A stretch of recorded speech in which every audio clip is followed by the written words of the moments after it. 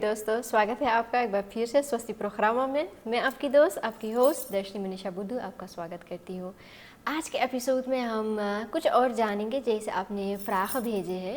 Maar laat me even u eigenlijk een beetje warm maken.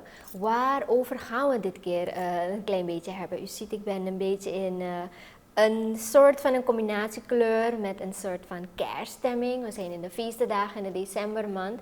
Laten we even weten waar het vandaag precies over dan gaat. Laten we Pandit ji eerst verwelkomen en dan gaan we verder. नमस्कार पंडित जी। नमस्कार दर्शनी जी। कैसे हैं आप पंडित जी? तो ठीक है, लेकिन आपकी इस बात से मैं थोड़ा हैरान हूँ। जी पंडित जी। आप इस रंग के बारे में क्या कहने वाले हैं?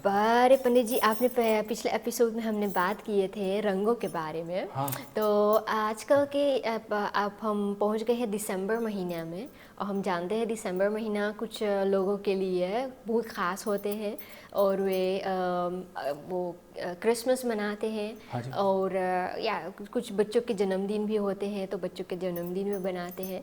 Maar men is heel warm geworden over de topic dat we hebben gesproken over de kleuren. Welke combinatie kleuren als ik aantrek,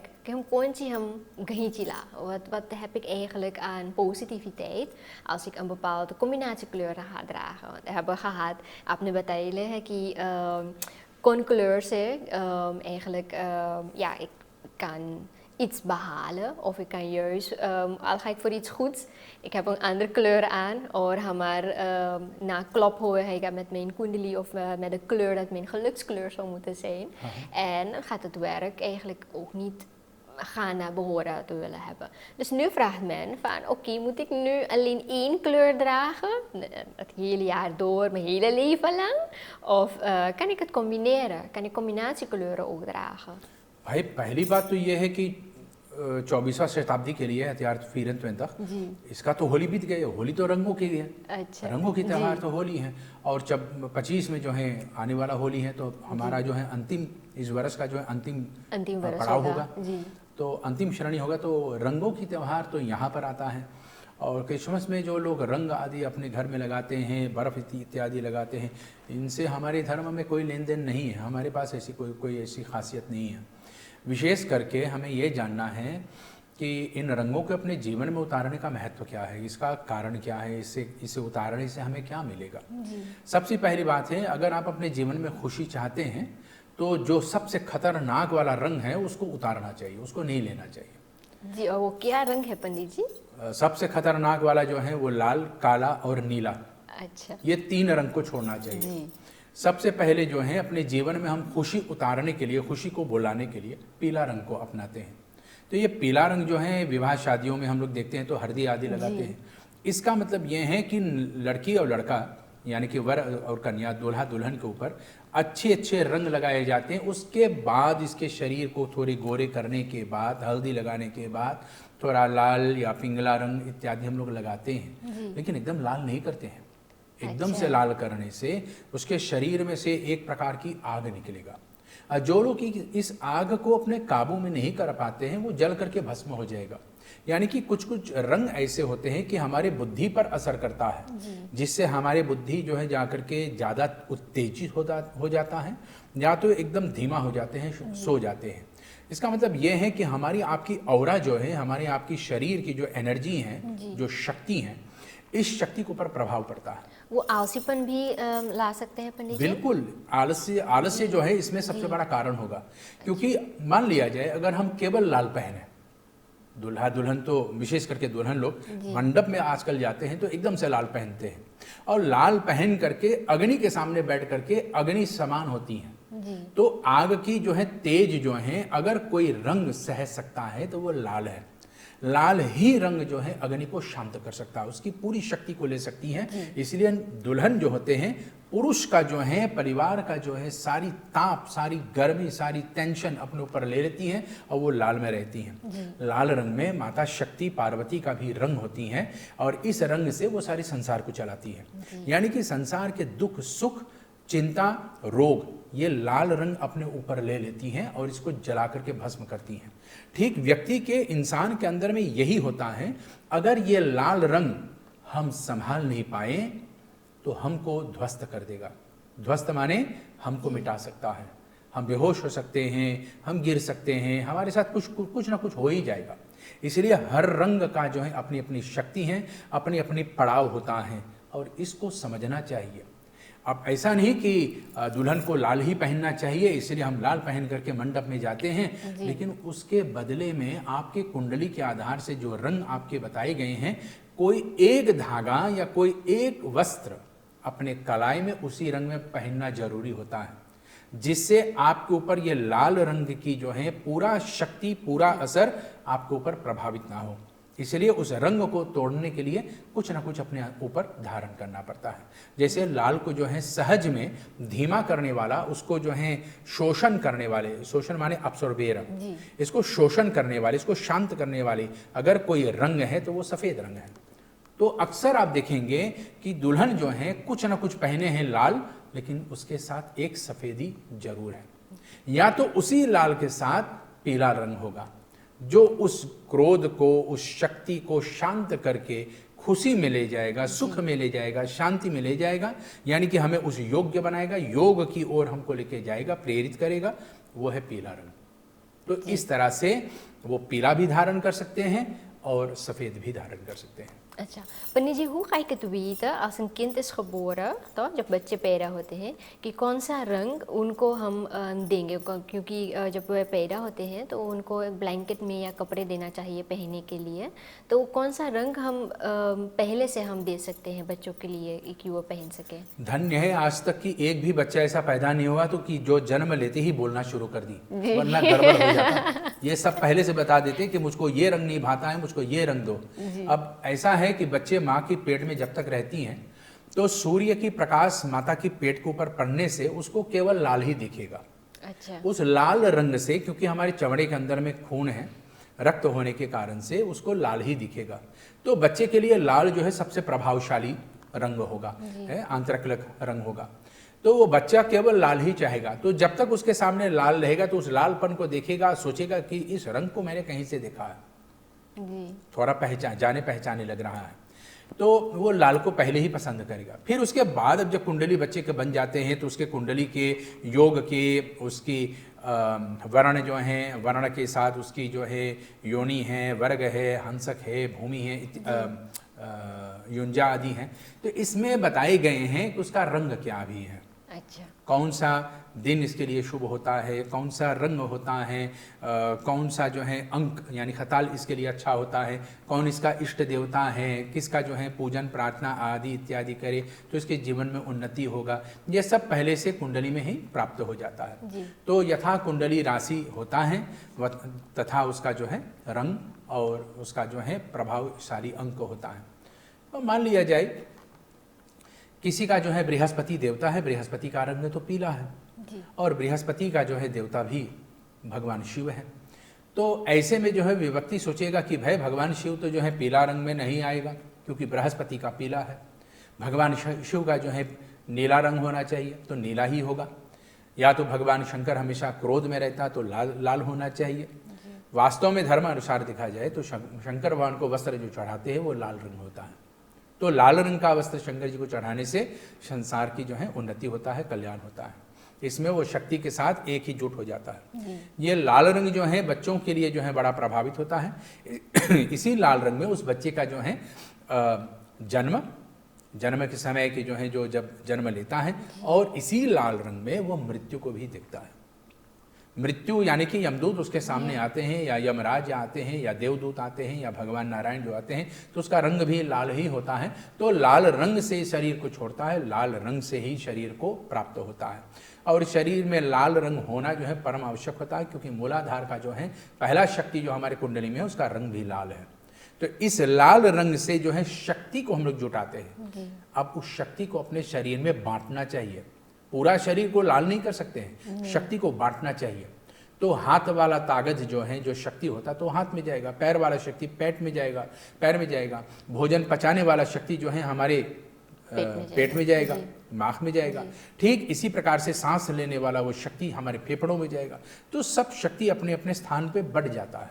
और मुख्य शक्ति जो बचता है वो प्राण शक्ति होता है। तो उसका रंग जो है उसका कुंडली के आधार से अब यहाँ पे प्राप्त होता है। तो कुंडली उसका बताता है कि राशि अमुक है, मीन राशि होगा या तो धनु राशि होगा, उसका देवता बृहस्पति है, बृहस्पति का रंग पीला है और पीला रंग का जो है देवता शिव है यानी कि भगवान शिव हैं, उसका जो है रंग उसका जीवन में नीला रंग आएगा। तो यहाँ पे नीला रंग बताते हैं, या तो सामुद्रिक रंग बताते हैं जिसको हम सही ब्लू या सही खून भी कहते हैं, तो सामुद्रिक रंग होता है, या तो उसको हम लोग कहते हैं कि सफ़ेदी रंग, तो सफ़ेदी रंग यानी कि उज्जवल रंग, तो ये उज्जवल रंग उसके जीवन में जो है प्रभावित होता है। अच्छा। तो उनको अब कुंडली के आधार से उस बच्चे को हम लोग बता सकते हैं कि भाई इस बच्चे के लिए ये रंग ठीक है, तो माता पिता उस बच्चे के लिए ऐसे ऐसे रंग तैयार करना शुरू कर देते हैं। अच्छा, वो पंडित जी, als ik onbewust हम बगैर जाने के हम रकम रकम के कपड़े हम पहनते हैं, तो हम कैसे ये मालूम कर पाएंगे कि ये रंग मेरे लिए अच्छा है या ये रंग मेरे लिए अच्छा नहीं है? बिल्कुल, अपने कुंडली के आधार से आप जान सकते हैं। अच्छा। अक्सर लोगों के साथ ऐसा भी होता है कभी कभी हम लोग कोई भी रंग धारण कर लेते हैं कपड़े के रूप में जी। और रंग लगाने के बाद या रंग धारण करने के बाद उस रंग के कपड़े को पहनने के बाद हम देखते हैं कि हमारा काम नहीं बन रहा है और हम सोच रहे भाई कि हम एकदम से अप एंड अप एकदम ड्रेस्ड हैं, ड्रेसअप होकर के हम लोग जा रहे हैं, हमारा जो है सब कुछ एकदम बढ़िया है, एकदम ठीक ठाक, एकदम फिट फाट और फिट फाट होकर के हम लोग जाते हैं, लेकिन हमारा काम जो बनता है वो खटपट होकर के बनता है, वो बनता ही नहीं है। फिट फाट हम है लेकिन हमारा काम जो है खटपट हो गए। तो खटपट हो जाने के कारण से अब यहाँ पर हमें सोचना पड़ेगा कि भाई इसमें दोष क्या है। अब लोग कहेंगे कि सबसे पहला बात, मैंने सवेरे सवेरे किसका मुंह देख लिया। जी, वो स्टैंडर्ड होते हैं। आजकल लोग सबसे पहले पूछेगा भाई आज सुबह मैंने किसका मुंह देख लिया। जी, तो या कौन से पेड़ से मैं बाहर उठी निकला। हूँ। जी, जबकि हमें अपने जीवन में अगर हम काम बनाना चाहते हैं तो श्वास पे, इंगला पिंगला नाड़ी पे जो है ध्यान करना चाहिए। जी, तो इस नाड़ी पे, किस नाक की छिद्र से हम श्वास ले रहे हैं और तब उस कार्यों को करें, तब कार्य बनता है।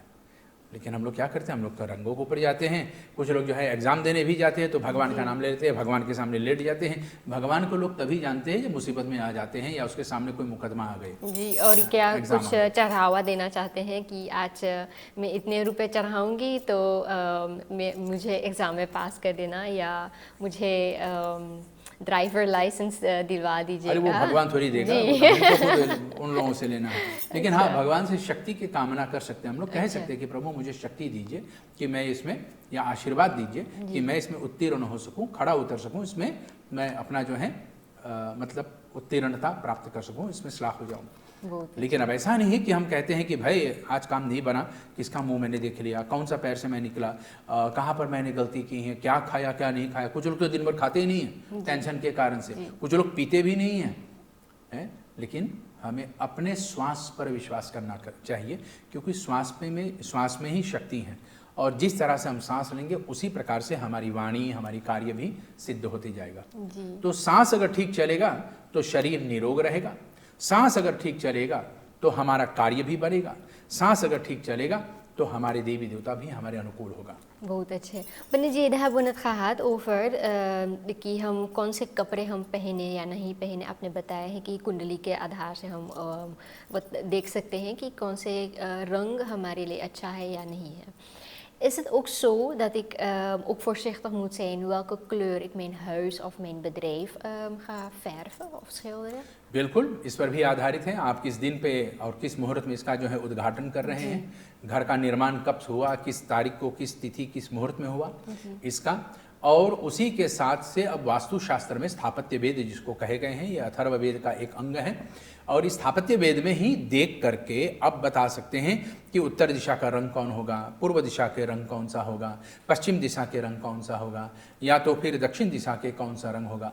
ये सब जो है स्थापत्य वेद में ही पहले से बताए गए हैं। अच्छा। इसी को हम लोग वास्तुशास्त्र कहते हैं। कुछ लोग आजकल इसको जो है फेंग शुई के नाम से जानते हैं और कुछ लोग कहते हैं कि भाई हमारा घर में तो कुछ हम जो भी मेरा मन में आया मैंने कर दिया, रंग लगा दिया और सुख शांति हो या ना हो मैंने बस लगा ही दिया। जी, अपन पसंद के कलर हमने लगा दिए। और फिर उसके बाद देखते हैं कि दोनों प्राणियों में खटपट, या तो फिर घर में जो है धन की आमदनी आना कम हो गया, या तो फिर वो देखने लगते हैं कि घर में कोई ना कोई व्यक्ति बीमार पड़ जाता है।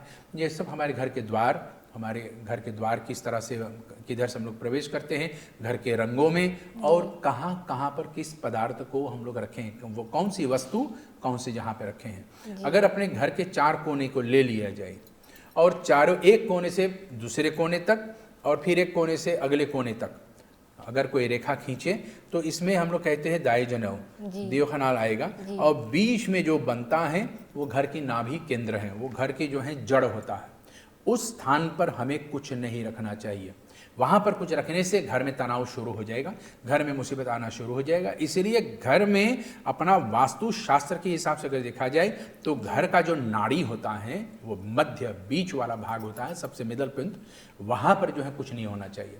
वहाँ पर कुछ भी, जैसे अग्नि रखोगे तो खटपट होगा दोनों प्राणी में, घर के हर लोग जो उसमें आएगा झगड़ा करके ही चला जाएगा। या कुर्सी या तफरा हम बिल्कुल नहीं, वहां पर कुछ नहीं होना चाहिए। नाभि को जो है पूरे हवा के लिए खुला ही रखना चाहिए। वहां पर केवल वायु ही वायु होना चाहिए, कोई भी ऐसा वस्तु नहीं। आप एक गमला भी नहीं रख सकते हैं, आप एक कारपेट भी नहीं रख सकते हैं, आप एक कुर्सी भी नहीं रख सकते, एक मूर्ति भी नहीं रख सकते हैं। उस स्थान को खाली ही रखना चाहिए जी। Panny ji, en als mijn huis niet volgens de Waarschuwingsastro is gebouwd of is gezet of gemaakt, हम oké, कैसे हम ja, kan ik het met de kleuren het ook anders inrichten? Kan ik het een beetje in balans dan brengen als mijn huis niet volgens de Waarschuwingsastro is? सबसे पहले बात यह है कि अगर घर वास्तुशास्त्र के हिसाब से बनी नहीं हुई है तो वहाँ पर वास्तु शांति पूजा करना चाहिए। अच्छा। वास्तु शांति पूजा करके, और जहाँ जहाँ पर वास्तु दोष है, घर के जिस कोने में वास्तु दोष है, वास्तु दोष शांति निमित्त उस घर के उस दिशा में, उस स्थान पे कोई ना कोई वस्तु धरते हैं। तो जैसे एक स्वस्तिका रखते हैं, या तो भस्म रखते हैं, या तो पराद रखते हैं, या तो जल रखते हैं। कोई ना कोई वस्तु वहाँ पर रखना चाहिए, और समय अनुसार जो है उसको, अगर जल रखते हैं तो समय अनुसार उसको बदलना भी चाहिए। और अन्य कोई वस्तु रखते हैं तो वहाँ पर उसमें शक्ति प्राप्त हो तो वहाँ पर उसको जो है हमेशा न्यूतन करना चाहिए, उसको फन्यू करना चाहिए। तो वहाँ पर वास्तुशास्त्र के हिसाब से वास्तु पूजन, वास्तु शांति पूजा करना चाहिए, या तो फिर उस घर को जो है जाकर के वास्तु के हिसाब से सुधारने की कोशिश करें। अच्छा, Panny ji, is het ook zo dat ik ook voorzichtig moet zijn als ik een huis vlak voor of in de buurt van de zee of van de oceaan of van een kreek dan ga bouwen? Moet ik daar ook rekening mee houden? अगर हमारे आंगन जो है किसी संसार की या पृथ्वी की या इस भूमंडल का किसी एक अंग के साथ मिल रहे हैं, जैसे उद्यान है जी, यानी कि आंगन है, या तो वन है, जंगल है, या तो समुद्र है, समुद्र माने ओशियन, या तो हमारे घर किसी झील, कोई मेर, कोई फैफर के साथ सम्मिलित हैं, तो वहाँ के हिसाब से हमको भी ये देखना चाहिए कि कौन सी दिशा में ये पड़ता है। अच्छा, ये दिशा के अनुसार होना चाहिए। अगर आपके पूर्व ही दिशा में समुद्र हैं तो वहाँ पर आपको घर नहीं बनाना चाहिए। अगर पूर्व दिशा में समुद्र हैं तो वहाँ से काफ़ी दूर तक आपको अपना घर बनाना चाहिए। वास्तु शास्त्र स्थापित वेद के अनुसार यहाँ पर इसका प्रसंग बताए गए हैं कि कब कैसे और इसका सुधार क्या हो सकता है। या तो आपको एक दीवार खींचना पड़ेगा, तब उसके बाद आप अपना घर बना सकते हैं। अच्छा, ऐसा नहीं कि मैं घर बना दिया और समुद्र मेरे सामने है, पूरा बीच मेरे घर के सामने है, इसमें पूरा दोष आ जाता है। जी, क्योंकि बीच का व्यू बहुत अच्छा लगता है पन्नी जी, वो बहुत रिलैक्सेशन देते हैं। तो लोग ये जानना चाहते हैं कि क्यों हम ऐसे बीच के आगे हम घर नहीं बना पाए।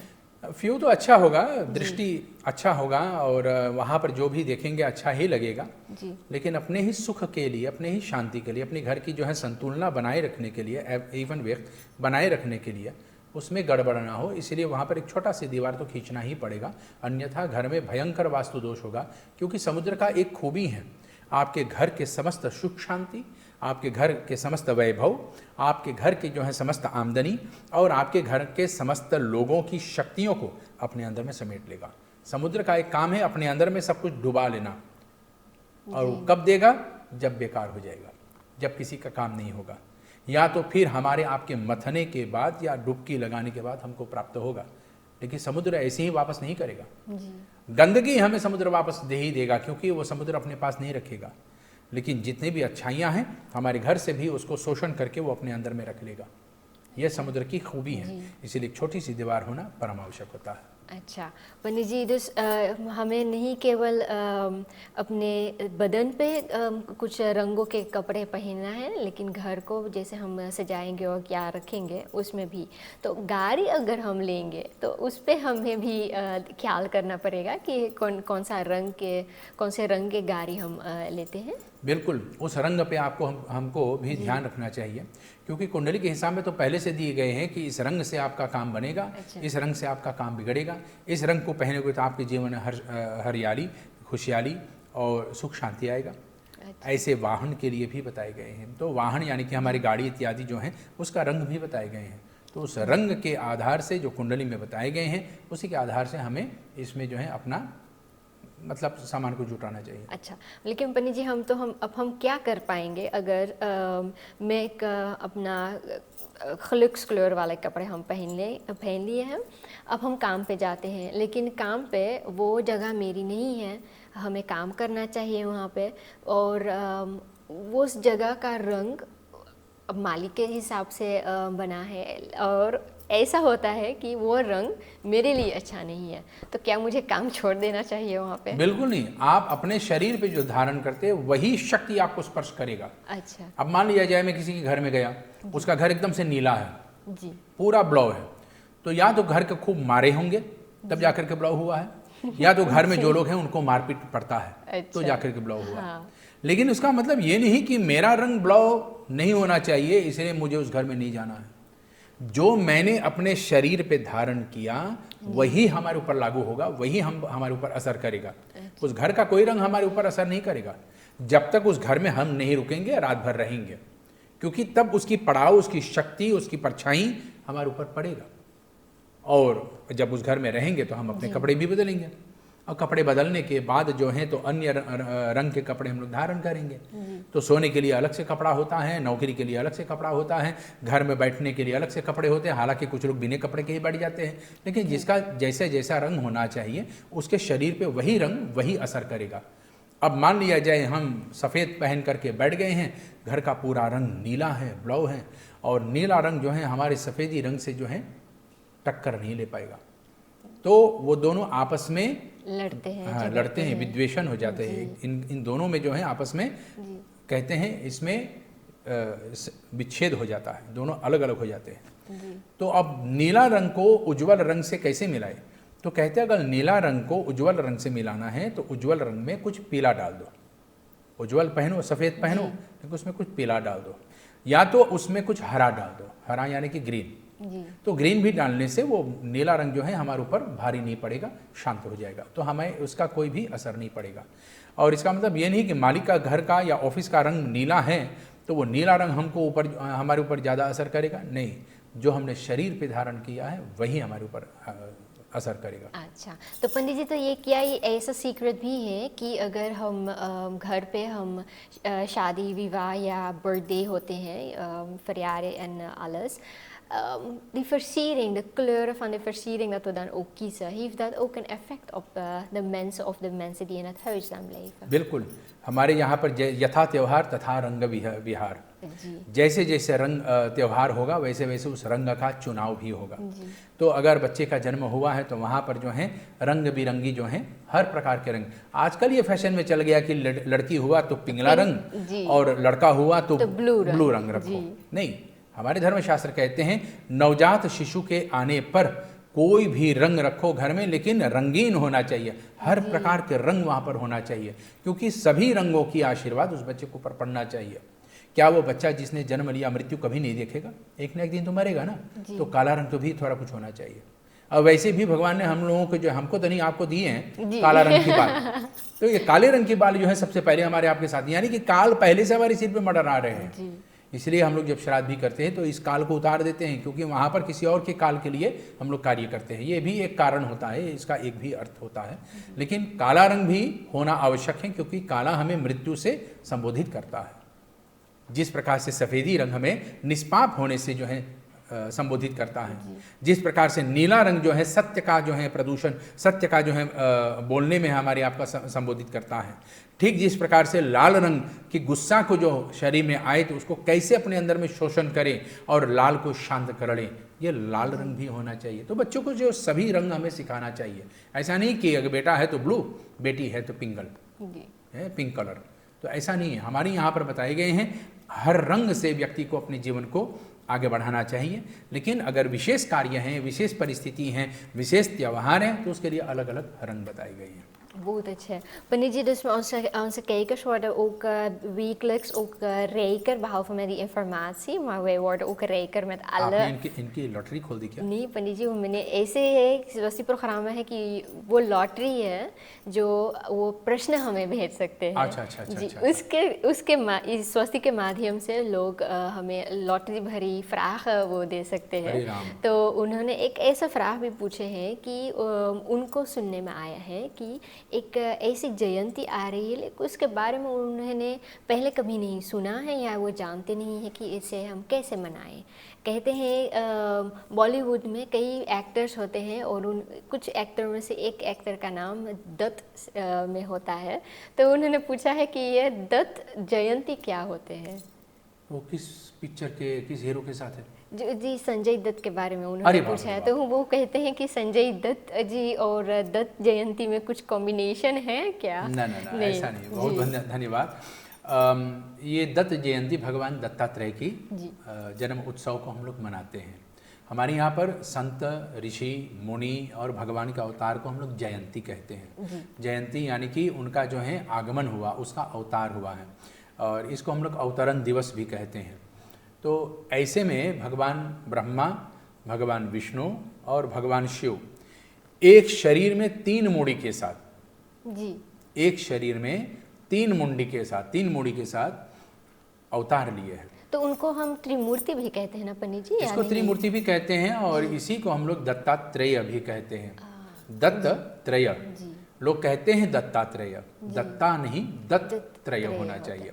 तो दत्तत्रय, दत्त माने जो संसार को केवल देता है, दत्त माने जिन्होंने संसार को भी गोद में लिया है, जिन्होंने संसार को इतना ज्ञान दिया है, यही दत्त होता है देने वाला, जो ब्रह्मा विष्णु महेश हैं और माता अनुसुईया के यहाँ पर अवतार को धारण किए हैं। ये माता अनुसुईया अत्रि मुनि की जो हैं जाकर के पत्नी हैं, और एक समय की बात है कि माता पार्वती, माता लक्ष्मी, माता सरस्वती, इन दोनों में थोड़ा से मतलब अहंकार हो गया।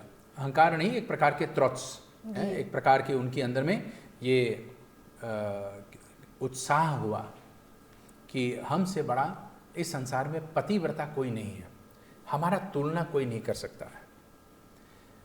तो भगवान शंकर हंस गए। शंकर जी जब हंस गए तो माता पार्वती बोले कि क्यों? पत्नी के सामने हंस जाए किसी बात पर तो पत्नी क्या करेगी? तो उनको अच्छा नहीं लगेगा, बेलन लेकर के पति के पीछे पड़ जाएगा ना। तो उसने बोला कि जब मैंने इस बात को बोला तू हंसे क्यों?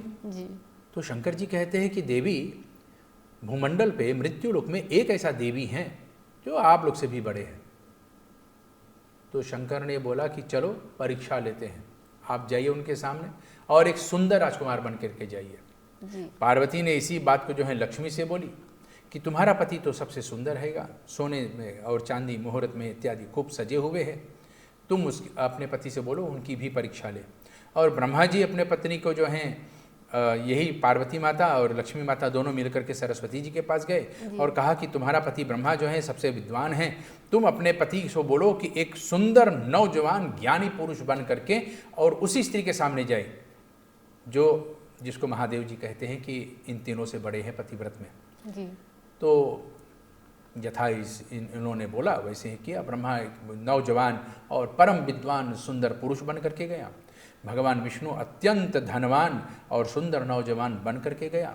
शंकर भगवान जो हैं त्रिगुणात्मिक, तीनों गुण उसके अंदर में सतरजतम तीनों गुण हैं, तो उसने ऐसा रूप सुंदर रूप धारण किया कि पूरा ब्रह्मांड उसके पीछे पड़ गया और ऐसे सुंदर रूप में ये तीनों उसी देवी के सामने गए। तो ऐसे सुंदर रूप को देख करके कौन उसके ऊपर मोहित नहीं होगा। जी। तो संसार के सभी स्त्रियां जो हैं तीनों देवताओं को आते हुए देख करके वाह वाह करने लगे, तारीफ करने लगे, उनकी जो है प्रशंसा करने लगे। तो सती अनुसुईया इन तीनों का आते हुए जब देखा तो मुंडी नीचे कर ली, अपनी सिर नीचे करके बोले कि आप तीनों को मेरा प्रणाम, आप कौन हैं, कहाँ से आए, आपकी मैं क्या सेवा करूं। तो इसमें जो है विष्णु तो थोड़ा से नटखट है, छलिया है। तो भगवान विष्णु ने बोला कि देवी अगर आप हमसे बात करें तो आंख में आंख मिला करके बात कीजिए ना, आप नीचे क्यों देख रही हैं।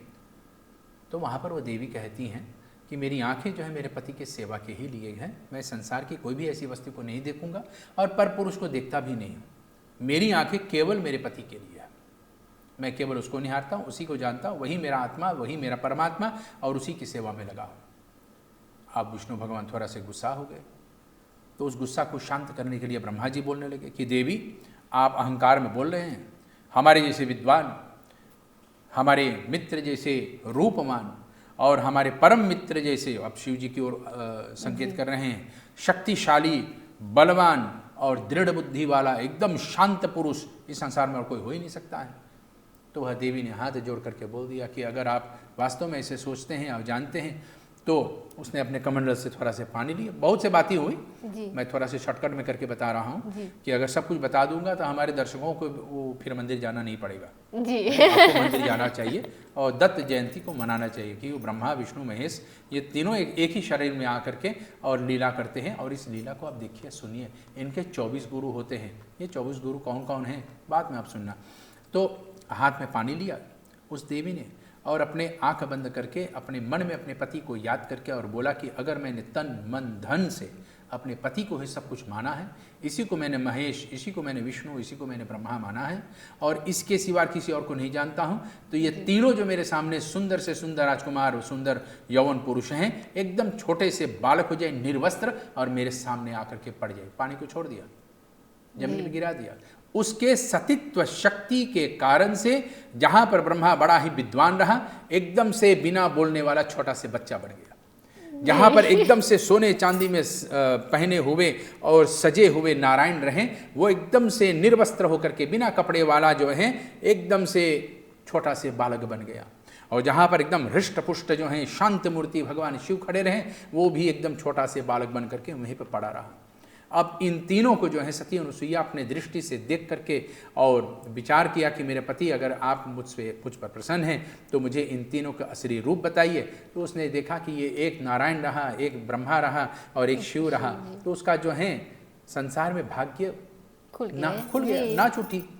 और उसने सोचा कि मेरे समान भाग्यवान और कौन होगी, और उन तीनों को जो है अपने गोद में लेकर के अपने स्तन पान कराने लगे, दूध पिलाने लगे। ऐसे जो है हमारी देवियां होते हैं जो भगवान को भी बच्चा बना लेता है और बच्चा बना करके भगवान को भी संसार में पालन पोषण करते हैं। वो भगवान नहीं होता है जो माँ के चरण में नहीं आया है। जो माँ के चरण में नहीं आया वो भगवान कभी नहीं हो सकता है। इंसान को भी भगवान को पाने के लिए माँ की आवश्यकता होती है। यही हमारा हिंदू धर्म हमें आपको सिखाता है कि अगर भगवान को भी आना होता है तो एक माँ के सहारे से इस संसार में आता है, और जिसने माँ की भी आदर नहीं की है वो भगवान कभी नहीं हो सकता है। सती अनुसुईया ने इन तीनों देवताओं के अपने इस छोटी से बालक के रूप में पा करके पलना में सुला दिया। इतनों में तीनों देवियाँ जब देखें कि भाई इतनी देर हो गई, युग बीते जा रहे हैं, हमारे पति आए नहीं, अब हमको जाना चाहिए, हमको ढूंढना चाहिए। तो सती के जो हैं द्वार पर पहुँचे ये तीनों देवियाँ। उनके वहाँ पर पहुँच करके तो देखते हैं 3 पलना हैं, तीनों में जो है तीनों पलना जो है लेटे हुए, बच्चे लेटे हुए हैं, और सती अनुसुईया जो है तीनों को जो है पलना में झुला रही है। तो तीनों देवियां जो हैं हाथ जोड़ करके प्रणाम करके पूछती हैं कि देवी आप हमारे पति को जो है बच्चे के रूप में क्यों कर दिया है। तो वहाँ पर उस देवी ने उत्तर दिया कि देवी आपके पति मुझे छलने के लिए यहाँ पर आए हैं, और मैंने केवल अपने पति का जो है चरण को याद करके अपने मन से संकल्प किया कि ये ऐसा रूप हो जाए। इनका ये रूप हो गया।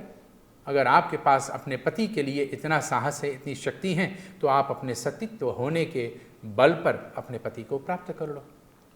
आप भी हाथ में पानी लेकर के जमीन पे छोड़ दो और अपने पति के कामना करो कि वे अपने असली रूप में आ जाए। लेकिन हुआ नहीं, क्योंकि इन तीनों के अंदर में थोड़ा सा अहंकार हो गया। अहंकार व्यक्ति के सबसे बड़ा दुश्मन होता है, इसलिए हमें दूसरों की पहचान नहीं हो पा रहा है। ये अहंकार के कारण है।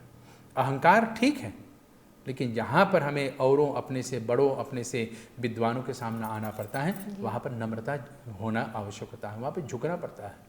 लेकिन जो अहंकार नहीं झुकता है तो वो भगवान से भी दूर हो जाता है।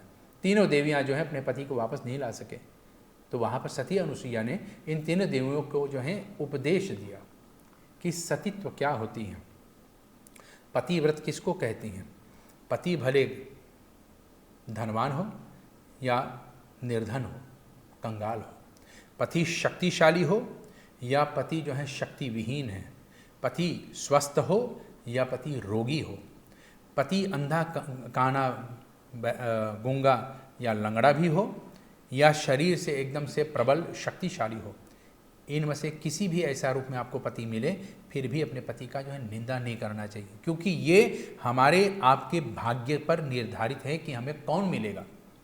और पिछले जन्म की कर्म ही प्रारब्ध बन करके सामने आता है, तब जाकर के हमें ऐसे पति की प्राप्ति होता है। और अगर हम कल्याण चाहते, सुख शांति चाहते, पति के साथ सुख चाहते हैं, तो उसका आदर भी करना सीखना चाहिए। तीनों देवियों ने सती अनुसुईया की इस बात को सुनकर, अनुसुईया का मतलब जो किसी में भेदभाव नहीं रखता है, सूय भाव भेदभाव रखने वाली है, और अनुसूय जो किसी में भेदभाव नहीं करता है, किसी को बड़ा छोटा नहीं देखता है और सबको एक समान जानता है, केवल अपने पति को ईश्वर मानता है, बाकी सबको संतान रूप में देखता है, यही अनुसूया है। और अनुसूया की इस बात को मान करके तीनों देवियाँ जो हैं जाकर उनके प्रणाम की, आशीर्वाद को ली, और सती अनुसूया अपने शक्ति से, अपने पति के शक्ति के अनुसार उन तीनों देवताओं को फिर से ब्रह्मा, विष्णु और महेश के रूप में उनके सामने रख दी। तब शंकर भगवान कैलाश में पहुंच करके पार्वती से कहती कि देवी कुछ सीखी उस देवी से। तब पार्वती ने बोली, हाँ, अगर हमारे पास सोना चांदी भी है तो सोना चांदी पे घमंड नहीं करना चाहिए, क्योंकि ये सोना चांदी कुछ दिन तक ही है, सदा के लिए नहीं है। ठीक जिस प्रकार से सती अनुसुईया ने बोला कि हर व्यक्ति संसार में बदलता रहता है, कभी वो बलवान, कभी सुंदर, लेकिन कभी बूढ़ा हो जाता है, कभी वो झुक जाता है। इंसान का भाग्य ऐसा ही होता है। तो दत्तात्रेय ने हमें, श्री त्रिदेव दत्तात्रेय भगवान ने हमें ये सिखाया है कि संसार में ज्ञान किसी से भी मिले, उस ज्ञान को अपनाना चाहिए, उस ज्ञान को सुनो, अपने अंदर में धारण करो, क्योंकि पढ़ने लिखने के लिए हम छोटा कभी नहीं होते हैं, हमें हमेशा पढ़ना चाहिए। कबूतर से भी कबूतर को उसने गुरु बनाया। कबूतर कितना ही ऊपर क्यों ना उड़ता, लेकिन जमीन पे एक अन्न का कण, एक छोटा सा हिस्सा अगर गिरा हुआ है तो उतना ऊपर से वो नीचे तक देख लेता है, और उसी के ऊपर जो है आकर के उतरता है और अन्न को खा लेता है। सांप को भी उसने गुरु बनाया है। सांप जो है धीरे धीरे चलता है और वो भी लेटे लेटे, और सामने वाले को तब तक नहीं छेड़ेगा जब तक कोई उसको नहीं छेड़ेगा। इसलिए हर व्यक्ति को शांत होना चाहिए। यहाँ तक समुद्र से भी सीखा है, और समुद्र के बारे में कहते हैं कि जो कुछ भी सीखते हैं अपने अंदर में धारण करो, जिसके बारे में जो कुछ भी जानते हैं अपने अंदर में धारण करो, किसी की निंदा मत करो, संसार की बुराई मत करो। जब भी करना है अच्छा बात करना है, अच्छाई बोलना है, किसी के बुराई करने से एक दिन आपका भी बुराई होगा। इसलिए अच्छाई ही दो और अच्छाई ही करो, तो आपका भी अच्छा बनेगा। तो ऐसे 24 गुरु उन्होंने बनाए हैं। यहाँ तक भंवरे को भी उसने गुरु बनाए हैं। भंवरे माने मधुमक्खी, होनिंग बेयर, बनाता है और बटोरता है कोई और, लेकिन लेके जाता है कोई और। जी। तो उसने बोला कि अपने होने पर महान आलीशान बंगला हमने बना लिया, उस पर घमंड नहीं करना चाहिए। एक भूकंप आएगा, ये सब गिर करके ध्वस्त हो जाएगा, नष्ट हो जाएगा, तो क्यों हम अभिमान करें। इसलिए कहते हैं कि जो कुछ है तुम्हारे पास, उसी में संतुष्ट रहो, उसी में सुखी रहो, उसी में शांति से रहो, तो हमारे जीवन कल्याण होगा। ये दत्त जयंती जो है 14 तारीख को जो है बड़े आनंद के साथ सब लोग मनाते हैं। इसमें हम लोग ब्रह्मा, विष्णु और महेश का जो है इस संसार में एक शरीर में तीनों को जो है एक साथ में आने का ऐसा सुअवसर हम लोग प्राप्त करते हैं। और ना ये संजय दत्त से रिश्ता रखता है, ना ये सुनील दत्त से रिश्ता रखता है। ये सीधे हमारे आपके साथ जीवन में रिश्ता रखता है कि भगवान ने हमें आपको क्या दिया और बदले में हमने क्या दिया। दत्त तो उसका नाम है, लेकिन हम दत्त के रूप में उसे क्या दे सकते। दत्त माने गोद भी लेना, जैसे हम लोग कहते हैं अडॉप्शन, तो वो गोद में लेते हैं। ठीक इसी प्रकार से अनुसुईया ने जो है त्रिदेव को भी अपनी गोद में लेकर के उनको अपना दत्तक पुत्र बना लिया। तो दत्तक माने अडॉप्शन चाइल्ड। तो इसी प्रकार से उन्होंने ब्रह्मा, विष्णु, महेश को भी अपना पुत्र बना लिया, और पार्वती, लक्ष्मी और माता सरस्वती ये भी अपने पति को, जो ब्रह्मांड के जो हैं समस्त देवी देवताओं का जो है पूजनीय है, उनको भी जो है जाकर के किसी इस संसारी स्त्री के जो है पुत्र के रूप में देखा तो घबरा गई। शक्ति पर कभी अहंकार नहीं करना चाहिए, धन पे कभी नहीं और विद्या पे भी नहीं, क्योंकि विद्या हमारे साथ तो जाएगा ही, लेकिन जब भूलने वाली विद्या आ जाती हैं तो अच्छों अच्छों को जो है गिरा देती हैं। धन दौलत एक दिन चोरी हो जाएगा, लेकिन विद्या कभी चोरी नहीं होगा। शरीर झुक जाएगा, घट जाएगा, बूढ़े हो जाएगा, शक्ति छीन हो जाएगा, लेकिन विद्या कभी छीन नहीं होता। विद्या हमेशा प्रबल ही रहता है। तो विद्या को धारण करें, यही दत्त जय भगवान हमें आपको सिखाते हैं कि अपने जीवन में जितना भी समय मिले पढ़ते जाइए, सीखते जाइए, और एक पल को जो है यूं ही बेकार मत बिताइए कि मैंने आज कुछ नहीं सीखा, आज कुछ नहीं पढ़ा। हमेशा पढ़ते जाइए। Goed, Pandit ji, zoals u heeft aangegeven, hoe het eigenlijk is ontstaan dat we dan dit Jayanti dan vieren. Maar wat moet ik precies op de Jayanti dan doen? इस दिन हमें जो है दान करना चाहिए। अच्छा, दान करने का मतलब होता है कि इस दिन हमें अपने बड़ों का आदर करना चाहिए, अपने गुरु के पास जाना चाहिए, क्योंकि दत्त भगवान ने 24 गुरु बनाए हैं। उनमें से 24 गुरु बना करके हमें आपको ये भी सिखाता है, जैसे घोड़ा भी उनके गुरु है, अश्वनी, अश्व भी उनके गुरु हैं। तो अश्व गुरु ने गुरु में क्या सिखाता है कि भाई तुम अपना काम करते चल, अगर भूख भी लगा तो हिनाओ मत, तुम्हारे भाग्य में लिखा है तो तुम्हें मिलेगा, लेकिन काम करोगे तब मिलेगा, बिना काम नहीं मिलेगा। इसलिए मेहनत करो और मेहनत करके अपने भाग्य को खुद चमकाओ, तब जा करके तुम्हारे जीवन में मिलेगा। तो इस दिन जो है अपने गुरुजी के पास जाना, गुरुजी के चरण सेवा करना, गुरुजी से आशीर्वाद देना और गुरुजी से कुछ ज्ञान के बारे में पूछना। ये नहीं कि मेरा दुकान कैसे चलेगा, ये नहीं कि मेरा जीवन में सुख कब आएगा, ये नहीं मेरा घर कब बनेगा, नहीं। गुरुजी के पास जाओ तो उनसे पूछो कि जीवन की मूल्य ज्ञान जो होता है वो इस भवसागर से पार होने का है। इस संसार के जीवन और मृत्यु से उद्धार कैसे होगा। गुरुजनों की सेवा से, भगवान की कथा के बारे में पूछिए, भगवान के बारे में पूछिए, अपने जीवन का उद्देश्य पूछिए, न कि मेरा दुकान कैसे चलेगा, मेरा घर कैसे चलेगा, मेरा विवाह कब होगा, मेरा मकान कब बनेगा, मेरे बच्चे कब बड़े होंगे, इसमें बुद्धि कब आएगा, मेरे बच्चे की शराब कब छूटेगा, ये सब नहीं।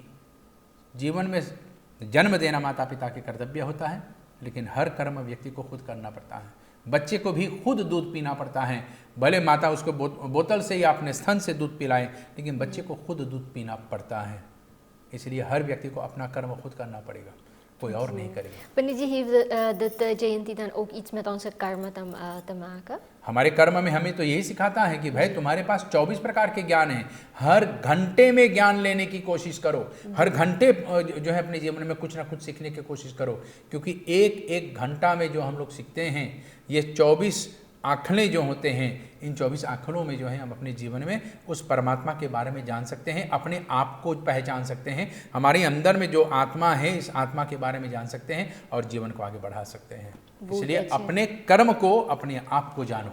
जी पंडित जी, आपने ऐसे बताया है कि बताते बताते आप समय ऐसे बीत गए हैं और समय भी आ गया है कि आज के एपिसोड को हमें यहीं पे विराम देना पड़ेगा। जी, maar we hebben nog meer vragen, Panditji. Zeker ook over de Jayanti, maar dan aansluitend wat ik u vroeg over de karma van ons. Daar zijn er ook een paar vragen, maar denk ik gaan we in de volgende episode dat zeker behandelen voor onze kijkers. जैसे आपकी आज्ञा। बहुत धन्यवाद पंडित जी, आप आज studio में आए और हमें प्रिय दर्शकों के उत्तर आपने दिए हैं।